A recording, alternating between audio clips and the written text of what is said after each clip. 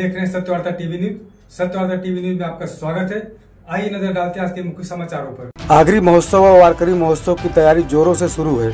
बता दें, हर वर्ष की तरह इस वर्ष भी सोनाली गुरु ग्राम पंचायत क्रीड़ांगण में 23 जनवरी से 27 जनवरी तक आगरी महोत्सव का आयोजन किया गया है।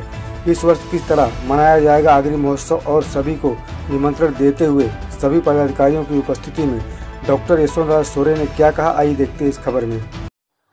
आपल्या सर्वांचाच आवडता भिवंडी तालुक्यातीलच नाही तर संपूर्ण ठाणे जिल्ह्यात सगळ्यांना आपलासा वाटणारा असा आपला भिवंडी आगरी महोत्सव हा 23 तारखेपासून चालू होत आहे आणि 27 तारखेला त्याचा शेवटचा दिवस आहे।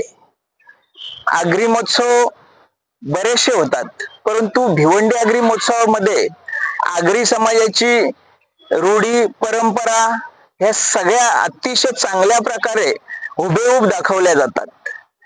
त्याच्यात सर्वप्रथम आम्ही इथे एक एंट्री केल्यानंतर एकविरा आईचं मंदिर बनवलेलं आहे।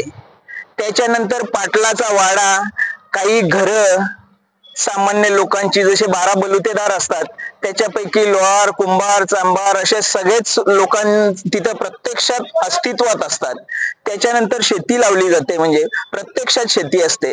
हे सगळे हुबेहूब फक्त भिवंडी आगरी महोत्सवातच बघायला मिळते। बाकी आतमध्ये गेल्यावर आपल्याला सर्वांनाच खानपान, जे आगरी समाजाचे खानपान फेमस आहे अशा प्रकारचे सर्व स्टॉल आपल्याला दिसतील। अतिशय चांगल्या प्रकारचं असं हे नियोजन असतं। त्याच्यात पहिला दिवस हा वारकरी महोत्सव म्हणून प्रसिद्ध आहे। पहिल्या दिवशी वारकरी संप्रदायातील भिवंडीतीलच नव्हे तर संपूर्ण ठाणे जिल्ह्यातील वेगवेगळ्या स्तरावरील वारकरी हे येत असतात। अतिशय मोठ्या उत्साहाने तेथे भजन कीर्तन हे परमेश्वराचं नामस्मरण अशा प्रकारे चालू असतं। तर मी त्या निमित्ताने सर्व वारकरी संप्रदायाला विनंती करतो की आपण मोठ्या संख्येने 23 तारखेला उपस्थित राहून या भिवंडी आगरी महोत्सवातील वारकरी महोत्सव म्हणून त्याची शोभा वाढवावी अशी आपणाला कळकळीची विनंती करतो। तसेच दुसऱ्या दिवसापासून म्हणजे 24 तारखेपासून तर 27 तारखेपर्यंत वेगवेगळ्या प्रकारचे शालेय नृत्य असतील, सांस्कृतिक कार्यक्रम असतील, सत्कार समारंभ असतील, सगळ्याच प्रकारे अतिशय चांगल्या प्रकारचे कार्यक्रमांची रेलचेल ही या निमित्ताने आपणास बघावयास मिळते। त्याच्यात सर्वजण अतिशय चांगल्या प्रकारची मेहनत घेतात।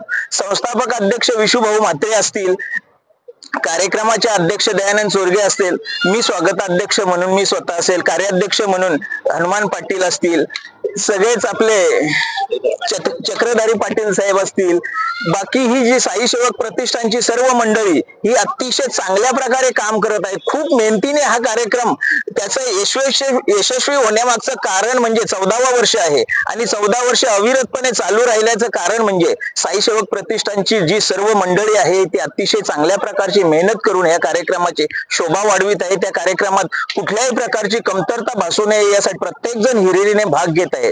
आम्ही सर्व पदाधिकारीच नव्हे तर भिवंडी तालुक्यातील सर्वच जण, मग त्या महिला असतील, सगळ्याच प्रकारच्या लोकांचा सहभाग अतिशय चांगल्या प्रकारचा असतो।